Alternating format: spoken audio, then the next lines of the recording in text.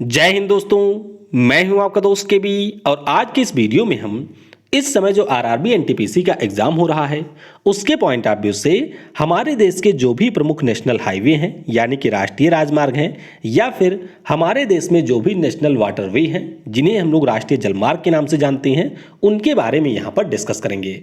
तो ये जो पूरा वीडियो होगा वह मैप के ऊपर आधारित होगा, तो मैप से आप चीज़ों को आसानी से यहाँ पर समझ पाएंगे। एनटीपीसी परीक्षा की अगर हम लोग बात करते हैं तो इस टॉपिक से 25 से ज़्यादा प्रश्न अभी तक पूछे जा चुके हैं। तो पूरा वीडियो बहुत ही ध्यान से देखिएगा और वीडियो अगर आपको पसंद आता है तो इसे लाइक करने के साथ अपने सभी दोस्तों के साथ में शेयर जरूर करिएगा। और इस चैनल के ऊपर 5 लाख सब्सक्राइबर पूरा होने में 4000 लोगों की कमी है, तो वीडियो को ज़्यादा से ज़्यादा शेयर करिए जिससे यहाँ पर 5 लाख सब्सक्राइबर का जो टारगेट है वह जल्दी से जल्दी पूरा हो सके। तो चलिए इस वीडियो की हम शुरुआत करते हैं। पहला प्रश्न पूछा गया था कि जो हमारे देश में नेशनल हाईवे 44 है यह किन शहरों को आपस में जोड़ता है। तो बहुत ही आसान सा प्रश्न है। नेशनल हाईवे 44 की बात करते हैं तो ये जोड़ता है आपस में श्रीनगर को कन्याकुमारी से। किसको? जम्मू कश्मीर में जो श्रीनगर है उसको कन्याकुमारी से ये जोड़ता है। तो ये आपको यहां पर याद रखना है। अगला प्रश्न पूछा गया था कि भारत का सबसे लंबा राजमार्ग कौन सा है। तो अगर हम लोग अपने देश के सबसे बड़े नेशनल हाईवे की बात करते हैं तो ये आपका है NH44। कौन सा है? NH44 हमारे देश का सबसे लंबा राजमार्ग है। टोटल अगर हम लोग इसकी लेंथ की बात करते हैं तो 3745 किलोमीटर इसकी टोटल लेंथ है। अगला प्रश्न पूछा गया था कि उत्तर दक्षिणी और पूर्वी पश्चिमी जो कॉरिडोर है ये आपस में कहां पर मिलती हैं। तो अभी हम लोग आगे मैप से देखेंगे, लेकिन आपको ध्यान रखना है कि ये आपस में मिलते हैं झांसी में। कहां पर? उत्तर प्रदेश का एक जिला है झांसी, जहां पर हमारे उत्तर दक्षिणी गलियारा और पूर्वी पश्चिमी गलियारा आपस में कनेक्ट होते हैं। अगला प्रश्न पूछा गया कि स्वर्णिम चतुर्भुज परियोजना किससे संबंधित है। तो स्वर्णिम चतुर्भुज परियोजना की बात करते हैं तो ये संबंधित है राजमार्गों से। किससे? राजमार्गों से ये संबंधित है और इसे लॉन्च किया गया था 2001 में। कंप्लीट कब हो गया था? तो 2012 में ये हो गया था कंप्लीट। तो ये भी आपको याद रखना है। इसके माध्यम से हमारे देश के जो 4 महानगर हैं यानी कि दिल्ली, मुंबई, चेन्नई और कोलकाता, इनको आपस में कनेक्ट किया गया था। तो इसे भी अभी हम लोग मैप के द्वारा देखेंगे। अगला प्रश्न पूछा गया था कि वित्तीय वर्ष 2019-20 में कितने किलोमीटर राष्ट्रीय राजमार्ग के निर्माण का लक्ष्य रखा गया था। तो यहां पर टारगेट रखा गया था 4500 किलोमीटर का, यानी कि जो हमारा फाइनेंशियल ईयर 2019-20 का था उसमें भारत सरकार ने यह टारगेट रखा था कि हम अपने देश में 4500 किलोमीटर राष्ट्रीय राजमार्ग बनाएंगे, यानी कि नेशनल हाईवे बनाएंगे। बनाया था इन्होंने कितना? तो इन्होंने 3979 किलोमीटर यहां पर बनाया था। तो ये पॉइंट भी आपको याद रखना है। अगला प्रश्न पूछा गया था कि कौन सा राष्ट्रीय राजमार्ग दिल्ली से मुंबई को जोड़ता है। तो यहां पर अगर हम लोग पुरानी जो हाईवे की नंबरिंग थी उसके अनुसार बात करते हैं तो ये आपका है NH8। कौन है? National highway 8। और अगर हम लोग यहां पर नई नंबरिंग के अनुसार बात करते हैं तो जो हमारा नेशनल हाईवे 48 है ये दिल्ली को मुंबई से जोड़ता है। तो इसे भी अभी हम लोग मैप के माध्यम से देखेंगे। अगला प्रश्न पूछा गया था कि गोल्डन ट्रायंगल किन शहरों को आपस में जोड़ता है। तो गोल्डन ट्रायंगल की बात करते हैं तो ये आगरा, दिल्ली और जयपुर को आपस में जोड़ता है। किसको? दिल्ली जो कि हमारी राजधानी है, आगरा जो कि उत्तर प्रदेश का शहर है और जयपुर जो राजस्थान की राजधानी है, इनको आपस में कनेक्टिविटी प्रोवाइड करता है गोल्डन ट्रायंगल। टोटल लेंथ कितनी है? तो टोटल इसकी लंबाई है 720 किलोमीटर। तो ये भी 2 बार एनटीपीसी में पूछा जा चुका है। अगला प्रश्न पूछा गया कि सीमा सड़क संगठन किस मंत्रालय के अधीन है। अब यहां पर आपने एक टर्म सुना होगा NHAI के बारे में, यानी कि national highway authority of India की। तो अगर हम लोग इसकी बात करते हैं तो ये तो हमारे रोड, हाईवे और परिवहन मंत्रालय के अधीन कार्य करता है। लेकिन अगर हम लोग BRO यानी कि बॉर्डर रोड ऑर्गेनाइजेशन की बात करते हैं तो ये हमारे रक्षा मंत्रालय के अधीन काम करता है। तो यहां पर आपको बिल्कुल गलती नहीं करनी है। BRO मुख्य रूप से जो हमारे सीमा से लगे हुए राज्य हैं वहां पर सड़कें और पुलों का निर्माण करता है। तो ये हमारे रक्षा मंत्रालय के अधीन कार्य करता है। इसकी स्थापना 7 मई 1960 को हुई थी और इसकी स्थापना की डेट भी एनटीपीसी में पूछा जा चुका है। अगला प्रश्न था कि ईस्ट वेस्ट कॉरिडोर किन शहरों को आपस में जोड़ते हैं। तो अगर हम लोग ईस्ट वेस्ट कॉरिडोर की बात करते हैं तो ये आपस में जोड़ते हैं पोरबंदर जो कि है गुजरात में और सिलचर जो कि है असम में। तो NH-27 यहाँ पर ईस्ट वेस्ट कॉरिडोर से संबंधित है। तो इसे भी अभी हम लोग मैप से आगे देखेंगे। अगला प्रश्न पूछा गया कि भारत की सबसे लंबी रोड सुरंग कौन सी है। तो अगर हम लोग रोड सुरंग की बात करते हैं तो ये है चेनानी नासरी सुरंग। क्या नाम है? चेनानी नासरी सुरंग, और इसका नाम बदल करके अब श्यामा प्रसाद मुखर्जी सुरंग हो गया है। तो दोनों नाम आपको यहाँ पर ध्यान रखने हैं। अगर हम लोग इसकी बात करते हैं तो NH-44 के ऊपर ये बना हुआ है और इसकी टोटल लंबाई है 9.28 किलोमीटर। कहाँ पर है? तो जम्मू कश्मीर में ये सुरंग बना हुआ है। अगला प्रश्न पूछा गया कि किस योजना के अंतर्गत भारत के जो राजमार्ग हैं उनको रेलवे क्रॉसिंग से मुक्त करने का लक्ष्य रखा गया है। तो यहाँ पर इस परियोजना का नाम था सेतु भारतम। क्या नाम है? सेतु भारतम।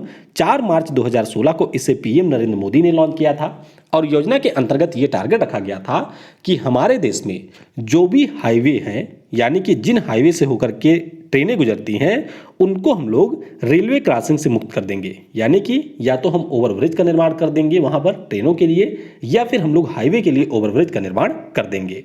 तो ये यहाँ पर टारगेट रखा गया था सेतु भारतम योजना के अंतर्गत। पूरा करने का लक्ष्य कब तक था? तो 2019 तक इसे पूरा करने का लक्ष्य था। तो ये प्रश्न भी 2 बार NTPC में पूछा जा चुका है। एक बार पूछा गया था कि सेतु भारतम योजना जो है वह किससे संबंधित है, और एक प्रश्न ये आपका पूछा गया था। अगला प्रश्न है राजस्थान का सबसे बड़ा राजमार्ग कौन सा है। अब यहाँ पर ये तो आप कह सकते हैं टफ प्रश्न था। जो लोग राजस्थान के होंगे उनको हो सकता है इसके बारे में पता हो। तो सबसे बड़ा यहाँ का राजमार्ग है NH-15। क्या नाम है? NH-15 यहाँ का सबसे लंबा राजमार्ग है और इसकी टोटल लेंथ है 878.3 किलोमीटर। कितनी है? 878.3 किलोमीटर। तो चलिए आपके लिए यहाँ पर एक प्रश्न है, आप सर्च करके ये बताइएगा कि जो नेशनल हाईवे 15 है वह किन स्थानों को आपस में जोड़ती है। तो ये आपको नीचे कमेंट में बताना है।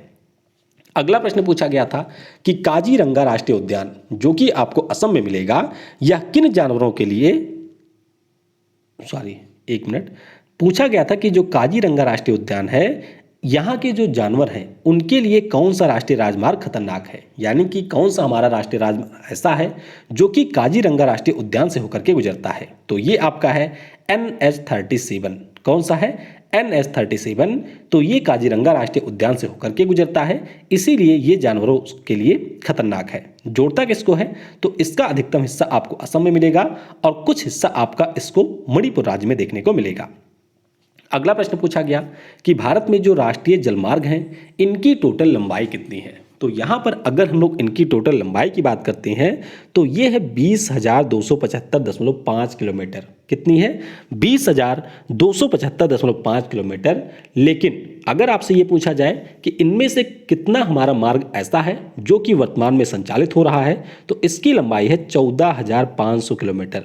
कितनी है? 14,500 किलोमीटर। अगला प्रश्न पूछा गया कि राष्ट्रीय जलमार्ग किस नदी से होकर के गुजरता है। तो यहाँ पर राष्ट्रीय जलमार्ग 2 के बारे में पूछा गया था। ध्यान रखिएगा, राष्ट्रीय जलमार्ग यानी कि जो आपका नेशनल वाटरवे 2 है यह किस नदी से होकर के गुजरता है। तो ये आपके असम में ब्रह्मपुत्र नदी से होकर के गुजरती है और असम में जो आपका धुबरी है उसको सदिया से जोड़ता है नेशनल वाटरवे 2। तो ये भी काफ़ी महत्वपूर्ण प्रश्न है। लंबाई कितनी है? तो टोटल इसकी लंबाई है 891 किलोमीटर। अगला प्रश्न यहां पर पूछा गया था कि राष्ट्रीय जलमार्ग 3 किस राज्य से होकर के गुजरता है। 3 नहीं है, 3 है यहां पर। तो ये किस राज्य से होकर के गुजरता है? तो ये आपका है केरल में। टोटल लंबाई इसकी है 205 किलोमीटर।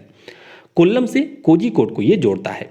अगला प्रश्न पूछा गया कि जो राष्ट्रीय जलमार्ग 1 है यानी कि नेशनल वाटरवे 1 है, इसकी टोटल लेंथ कितनी है। तो इसकी टोटल लेंथ की अगर हम लोग बात करते हैं तो ये है 1620 किलोमीटर। कितनी है? 1620 किलोमीटर इसकी टोटल लेंथ है और ये प्रयागराज को हल्दिया से जोड़ता है। गंगा नदी में इसका निर्माण किया गया है। प्रयागराज यानी कि उत्तर प्रदेश को हल्दिया यानी कि पश्चिम बंगाल से ये कनेक्ट करता है। अगला प्रश्न पूछा गया कि राष्ट्रीय राजमार्ग कुल परिवहन का कितना प्रतिशत वहन करती है। तो अगर हम लोग इस प्रश्न की बात करते हैं तो अभी इससे पहले जो NTPC का एग्जाम हुआ था उसी में ये प्रश्न पूछा गया था। तो ये हमारे राष्ट्रीय राजमार्ग का कुल प्रतिशत जो हमारे यहाँ पर परिवहन होता है उसका 40% होता है नेशनल हाईवे के द्वारा। किसके द्वारा? नेशनल हाईवे के द्वारा होता है। लेकिन अगर हम अपने देश में कुल सड़कों की बात करें तो उनमें से जो नेशनल हाईवे है वह मात्र 1.8% ही कवर करता है। तो ध्यान रखिएगा, अगर आपसे ये पूछ लिया जाता है कि हमारे देश में जो टोटल सड़कें हैं उनमें से नेशनल हाईवे के हिस्से में कितनी सड़कें हैं, तो आपको बताना है 1.8%। लेकिन अगर कहा जाए कि हमारे देश में जो टोटल यहाँ पर ट्रांसपोर्ट होता है उनमें से नेशनल हाईवे से कितना ट्रांसपोर्ट होता है, तो ये आपका है 40%। तो ये आपको याद रखना है। अगला प्रश्न पूछा गया कि भारत का सबसे छोटा राष्ट्रीय राजमार्ग कौन सा है, तो ये आपका है NH 966B। क्या है? नेशनल हाईवे 966B हमारे यहाँ का सबसे छोटा राष्ट्रीय राजमार्ग है। अच्छा, इसके बारे में आप एक पॉइंट ये ध्यान रखेंगे कि इसी का पहले नाम था नेशनल हाईवे 47A। तो पुराने नाम से अगर हम लोग बात करते हैं तो ये जो हमारा नेशनल हाईवे 47 ये है, ये हमारे देश का सबसे छोटा राष्ट्रीय राजमार्ग था।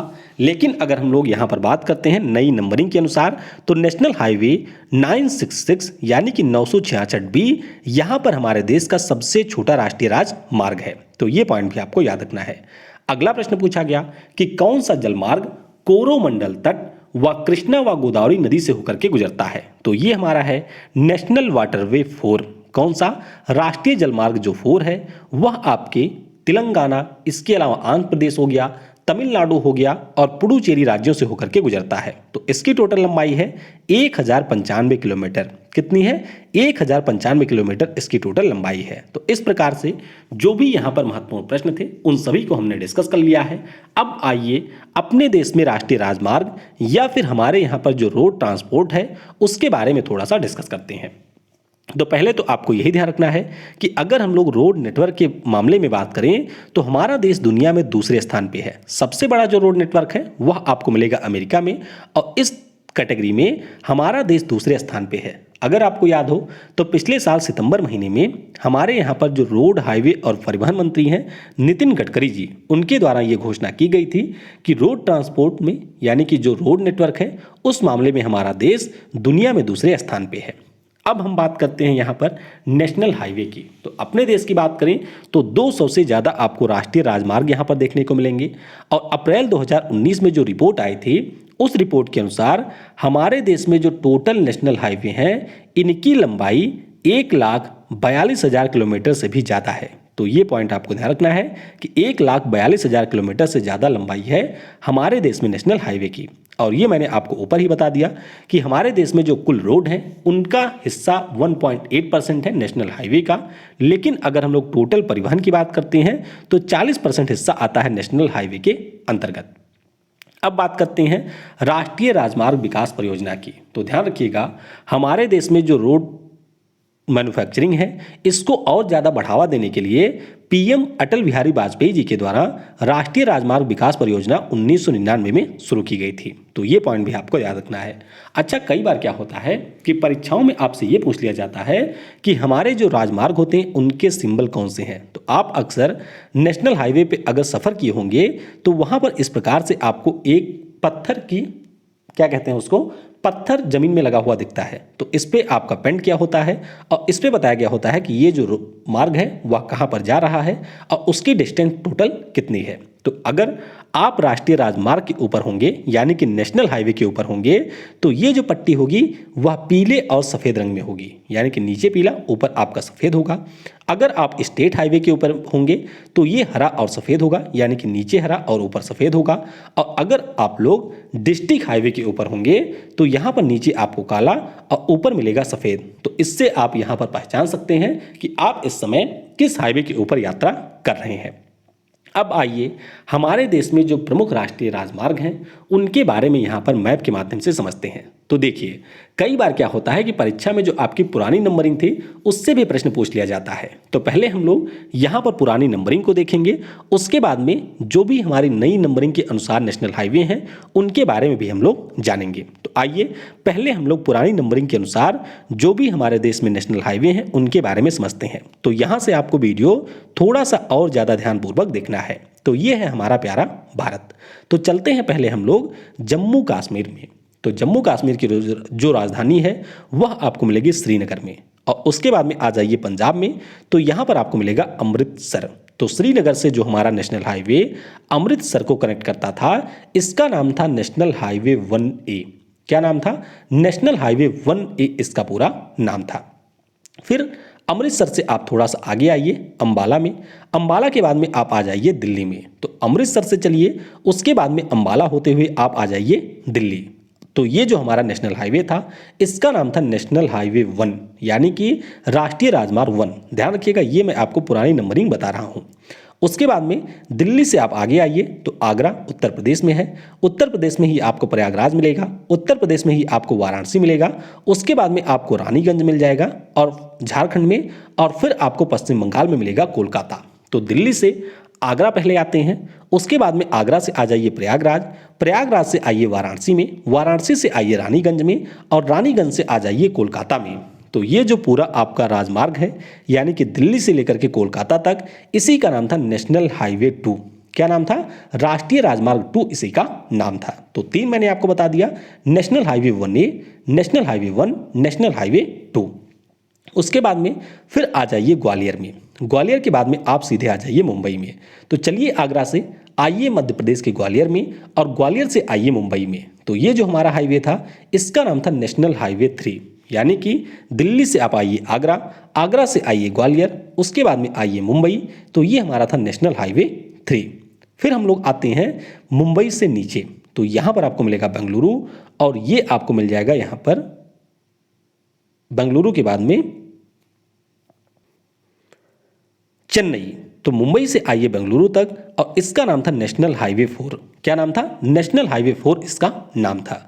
उसके बाद में आप आ जाइए चेन्नई। कहाँ पर? चेन्नई आइए, चेन्नई के बाद में आप आइए विशाखापट्टनम, विशाखापट्टनम के बाद में आप आ जाइए भुवनेश्वर, और भुवनेश्वर से आप पहुँचिए कोलकाता।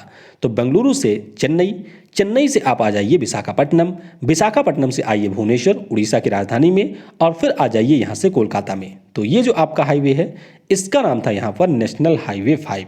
क्या नाम था? नेशनल हाईवे 5 इसका नाम था। तो यहाँ तक हमने 5 नेशनल हाईवे के बारे में जान लिया है। उसके बाद में यहाँ पर आपको मिल जाएगा नागपुर, जो कि है महाराष्ट्र में, और यहाँ पर गुजरात में आपको मिल जाएगा सूरत। तो सूरत से चलिए नागपुर पहुँचिए, और नागपुर से पहुँच जाइए सीधे कोलकाता। तो ये जो हमारा नेशनल हाईवे था, इसका नाम था नेशनल हाईवे 6। उसके बाद में अब हम लोग थोड़ा सा आगे बढ़ते हैं और आते हैं तमिलनाडु के कन्याकुमारी में। तो कन्याकुमारी से आप आगे बढ़िए, बेंगलुरु आइए, और बेंगलुरु के बाद में सीधा पूरा ट्रैवल करते हुए आप आ जाइए उत्तर प्रदेश के वाराणसी में। तो वाराणसी से लेकर के कन्याकुमारी तमिलनाडु तक जो हमारा नेशनल हाईवे था, इसका नाम था नेशनल हाईवे 7। क्या नाम था? नेशनल हाईवे 7 इसका नाम था। और अब हमारे यहाँ पर NH-44 सबसे बड़ा राष्ट्रीय राजमार्ग है, लेकिन इससे पहले नेशनल हाईवे 7 हमारे यहाँ का सबसे बड़ा राष्ट्रीय राजमार्ग था। अब उसके बाद में आते हैं फिर गुजरात में। तो गुजरात में आपको अहमदाबाद मिलेगा, और फिर जो राजस्थान है वहाँ पर आपको मिलेगा जयपुर। तो मुंबई से चलिए, मुंबई से चलने के बाद में आप पहुँचिए सूरत, सूरत के बाद में पहुँचिए अहमदाबाद, अहमदाबाद से आप जयपुर पहुँचिए, और जयपुर से आप पहुँचिए दिल्ली। तो ये जो हमारा पूरा मुंबई से लेकर के दिल्ली का रास्ता है जयपुर होते हुए, ये आपका था नेशनल हाईवे 8। क्या नाम था? नेशनल हाईवे 8 इसका पूरा नाम था। तो ये हमने जो हमारे प्रमुख 8 नेशनल हाईवे थे उनके बारे में जान लिया है। तो आइए इसको एक बार थोड़ा सा मैं आपको फिर से बता देता हूँ, यहाँ पर ध्यान दीजिएगा। देखिए, श्रीनगर से आइए अमृतसर, तो ये हमारा है नेशनल हाईवे 1A। उसके बाद में अमृतसर से आ जाइए आप दिल्ली, तो ये हमारा हो गया नेशनल हाईवे 1, यानी कि राष्ट्रीय राजमार्ग 1। दिल्ली से आप क्या करिए कि दिल्ली से आगरा, प्रयागराज, वाराणसी, रानीगंज होते हुए कोलकाता आइए, तो ये हमारा हो जाता है नेशनल हाईवे 2। उसके बाद में आप आगरा से रोड पकड़िए, ग्वालियर होते हुए सीधे मुंबई आइए। ध्यान रखिएगा, आगरा से आना है आपको। तो आगरा से आइए मुंबई, तो ये हमारा था नेशनल हाईवे 3। उसके बाद में मुंबई से आप आ जाइए चेन्नई। कहाँ पर? मुंबई से आप आइए चेन्नई, जो कि तमिलनाडु की राजधानी है। तो ये हमारा था नेशनल हाईवे 4। उसके बाद में चेन्नई से आप सीधा रास्ता पकड़िए और यहाँ से आ जाइए कोलकाता। तो ये हमारा था नेशनल हाईवे 5। उसके बाद में गुजरात के सूरत से कोलकाता तक आप आइए नागपुर होते हुए महाराष्ट्र के, तो ये हमारा था नेशनल हाईवे 6। उसके बाद में कन्याकुमारी से आइए वाराणसी तक, तो ये हमारा था नेशनल हाईवे 7। और उसके बाद में दिल्ली से आप जयपुर होते हुए मुंबई आइए, तो ये हमारा था नेशनल हाईवे 8। तो इनके बारे में आपको ध्यान रखना है। अब कई बार पूछ लिया जाता है कि शेर शाह सूरी ने जो ग्रांड ट्रंक रोड बनवाया था वह कौन से नेशनल हाईवे पर था। तो अगर हम लोग पुरानी नंबरिंग के अनुसार बात करते हैं तो दिल्ली से आपके कोलकाता तक यह रोड विस्तृत था। तो अगर आपसे पूछा जाए तो सिंपली आप बताइएगा कि ये जो नेशनल हाईवे 1 और 2 था यही हमारे ग्रैंड ट्रंक रोड का हिस्सा था। अब आते हैं जो हमारी यहाँ पर नई नंबरिंग है। तो पुरानी नंबरिंग आप यहाँ से ध्यान रखेंगे और नई नंबरिंग अब मैं आपको यहाँ पर बताता हूँ। तो आइए पहले देखते हैं नेशनल हाईवे 1 की। तो श्रीनगर से आप आ जाइए लेह। कहाँ पर? श्रीनगर से आप आइए लेह और यही हमारा है नेशनल हाईवे 1। उसके बाद में जैसा कि मैंने आपको बताया था कि अमृतसर से अगर आप दिल्ली तक आते हैं तो ये हमारा पहले था नेशनल हाईवे 1, लेकिन अब ये हमारा नेशनल हाईवे 44 का हिस्सा है। नेशनल हाईवे 44 जो कि श्रीनगर से लेकर के कन्याकुमारी तक विस्तृत है, उसी का हमारा हिस्सा है अमृतसर से लेकर के दिल्ली का जो मार्ग है। उसके बाद में दिल्ली से होते हुए आप आइए जयपुर, अहमदाबाद, सूरत, उसके बाद में हो गया मुंबई, बेंगलुरु और चेन्नई। तो ये जो पूरा आपका रास्ता है, यानी कि यहाँ से लेकर के ये जो पूरा चेन्नई तक का रास्ता है, ये हमारा है नेशनल हाईवे 48। कौन सा है? नेशनल हाईवे 48 है। तो इससे पहले मैंने आपको बताया था कि मुंबई से अगर आपको चेन्नई तक आना है, यहाँ पर आप देखिए, तो ये हमारा था नेशनल हाईवे 4, और अगर आपको मुंबई से आना है दिल्ली तक तो ये हमारा था नेशनल हाईवे 8। तो इन दोनों को आपस में मिला दिया गया और इस पूरे रास्ते को भी आपस में मिला दिया गया और इससे इसका नाम हो गया नेशनल हाईवे 48। तो ये आप ध्यान रखेंगे। उसके बाद में दिल्ली से आप आइए कोलकाता तक। तो दिल्ली से कोलकाता तक इससे पहले जो हमारा नेशनल हाईवे था उसका नाम था नेशनल हाईवे 2, लेकिन अब इसका नाम हो गया है नेशनल हाईवे 19। क्या नाम है? नेशनल हाईवे 19 इसका नाम है। फिर अगर हम लोग यहाँ पर बात करते हैं तो ये देखिए, जो हमारे चेन्नई से कनेक्ट करता था कोलकाता को, ये आपका था नेशनल हाईवे 5। क्या था? नेशनल हाईवे 5 था। लेकिन यहाँ पर अगर हम लोग नई वाली नंबरिंग के अनुसार बात करते हैं तो ये आपका हो गया नेशनल हाईवे 16। कौन सा है? नेशनल हाईवे 16 अब हमारा नया यहाँ पर कोलकाता से चेन्नई को जोड़ने वाले राष्ट्रीय राजमार्ग का नाम है। तो यहाँ पर आपको सारी चीज़ें संभवतः क्लियर हो गई होंगी। अगर फिर भी आपको डाउट होता है तो वीडियो को आप रिवाइंड करके यहाँ पर फिर से देख सकते हैं, या फिर अगर आपको और कोई कन्फ्यूजन है तो वह भी नीचे आप कमेंट में बता सकते हैं। तो ये हमने बात कर ली। अब आइए जो हमारे यहाँ पर सबसे लंबा राष्ट्रीय राजमार्ग है उसकी लोकेशन को देख लेते हैं। तो ये आप देखिए, जम्मू कश्मीर में है श्रीनगर। तो श्रीनगर से आप आइए दिल्ली, अमृतसर होते हुए, उसके बाद में झांसी होते हुए सीधे आप आ जाइए कन्याकुमारी, बेंगलुरु भी रास्ते में पड़ेगा। तो ये हमारा है नेशनल हाईवे 44। कौन सा है? नेशनल हाईवे 44 है। तो अगर हम लोग इसकी बात करते हैं तो ये हमारे देश का सबसे लंबा नेशनल हाईवे है। तो आप में से कुछ लोगों के कमेंट ये भी आ सकते हैं कि गुरुजी इससे पहले आपने बताया था कि 27 सबसे लंबा नेशनल हाईवे है। तो जैसा कि मैंने आपको बताया, जो हमारी एक रिपोर्ट थी उसी के अनुसार मैंने इसे बताया था, लेकिन यहाँ पर कुछ अन्य जो हमारे मेजर साइट्स हैं उनको देखने के बाद में और जो हमारे स्टडी IQ के फाउंडर हैं गौरव गर्ग सर, उनसे कंसल्ट करने के बाद में मैं ये आपको बता रहा हूँ कि जो हमारे यहाँ पर नेशनल हाईवे 44 है वह वर्तमान में सबसे लंबा राष्ट्रीय राजमार्ग है। तो ध्यान रखेंगे, इसकी टोटल लंबाई है 3745 किलोमीटर। कितनी है? 3745 किलोमीटर इसकी टोटल लंबाई है। तो ये आपको ध्यान रखना है। अगर हम लोग सबसे छोटे हाईवे की बात करते हैं, जैसे सबसे बड़े की बात हमने कर ली नेशनल हाईवे 44, उसी प्रकार से अगर हम लोग सबसे छोटे की बात करते हैं तो ये आपका है 966B। क्या नाम है? 966B इसका पूरा नाम है। तो इसके बारे में भी आपको ध्यान रखना है। ये आपको मिलेगा केरल राज्य में, यहाँ पर आपको ये मिलेगा। इसकी टोटल लंबाई है 5.92 किलोमीटर। कितनी है? 5.92 किलोमीटर।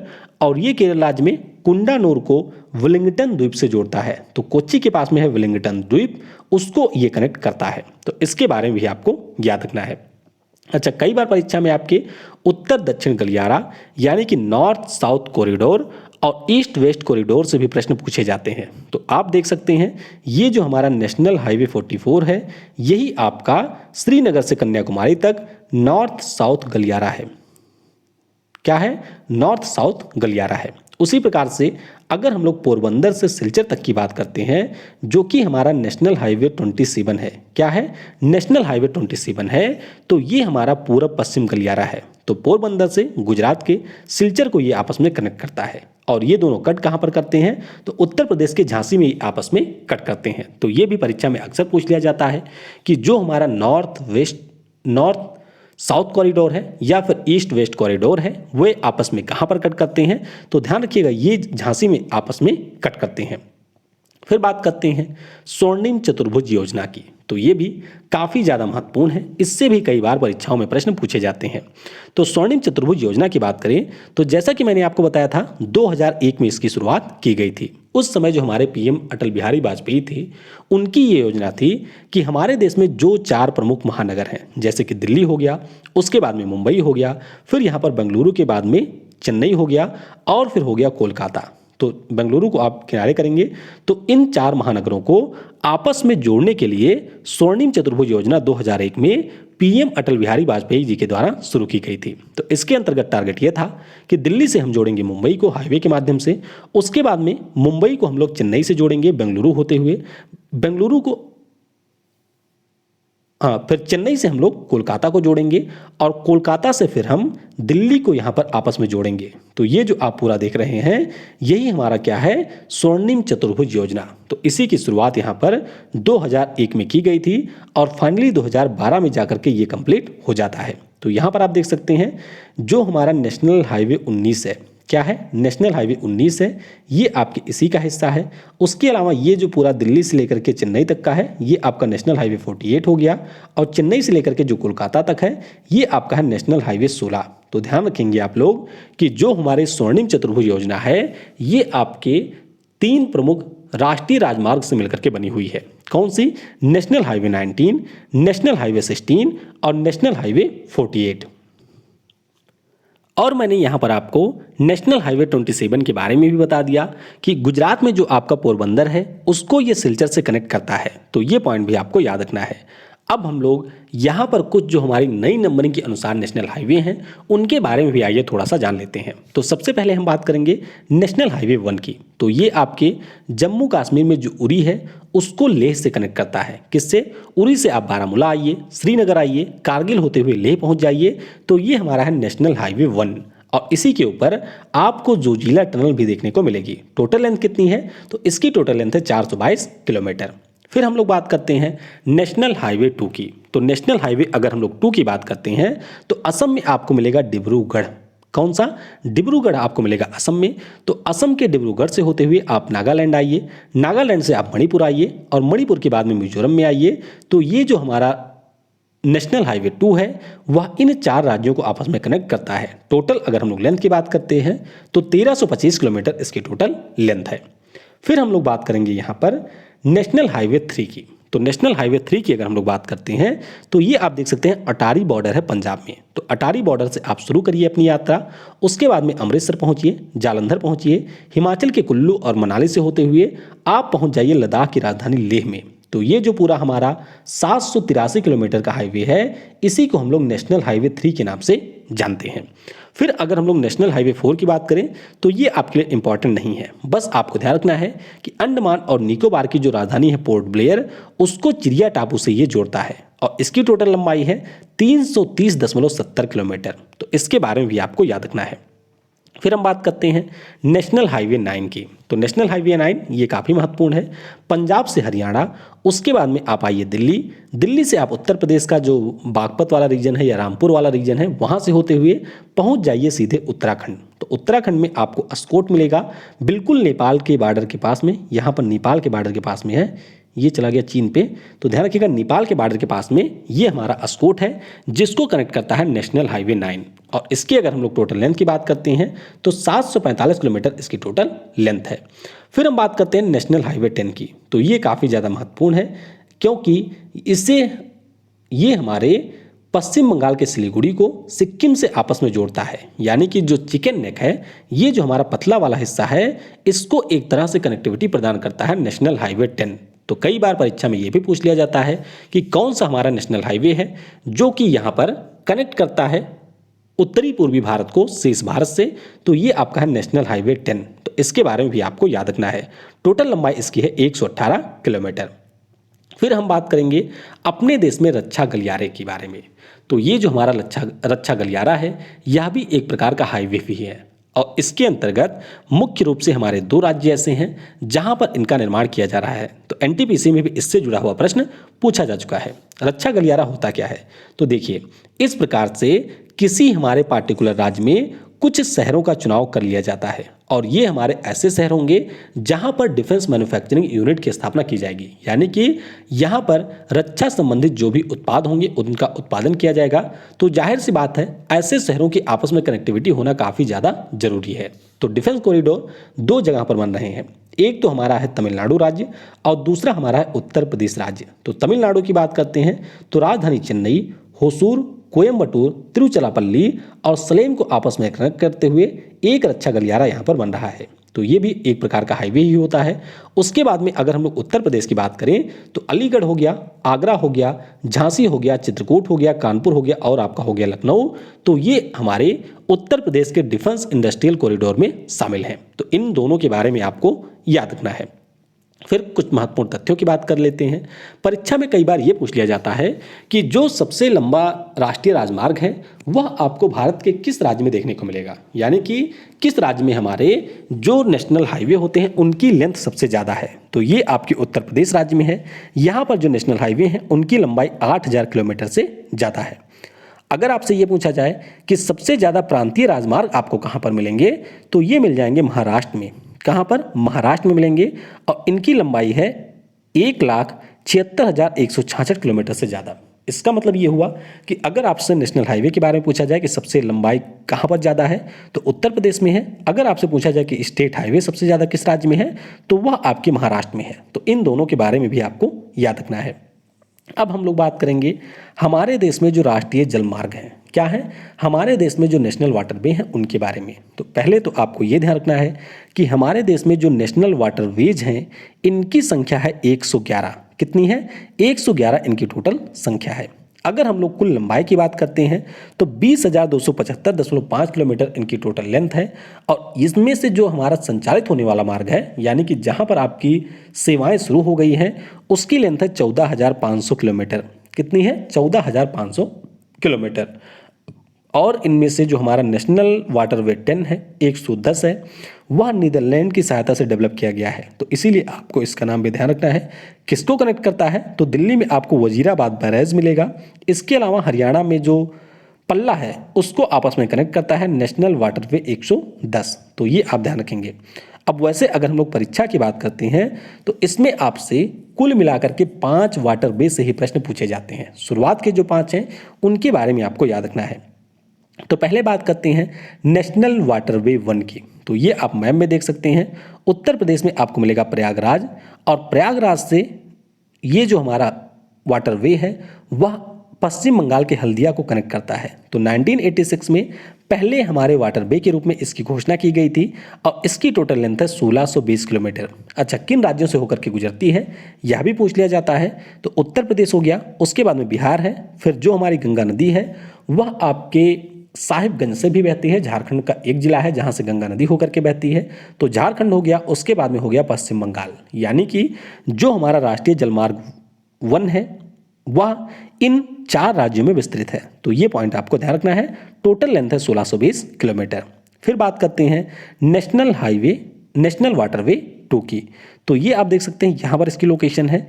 ये आपस में कनेक्ट किसको करती है? तो सदिया से धुबरी को ये आपस में कनेक्ट करती है। 1988 में इसकी घोषणा की गई थी और ब्रह्मपुत्र नदी में इसका निर्माण किया गया है। किसमें? ब्रह्मपुत्र नदी में इसका निर्माण किया गया है। फिर हम लोग यहाँ पर बात करते हैं नेशनल वाटरवे 3 की। तो नेशनल वाटरवे 3 की बात करते हैं तो केरल में जो कोल्लम है उसको कोट्टापुरम से ये जोड़ता है। 1993 में इसकी घोषणा की गई थी और इसकी टोटल लंबाई है 205 किलोमीटर। कितनी है?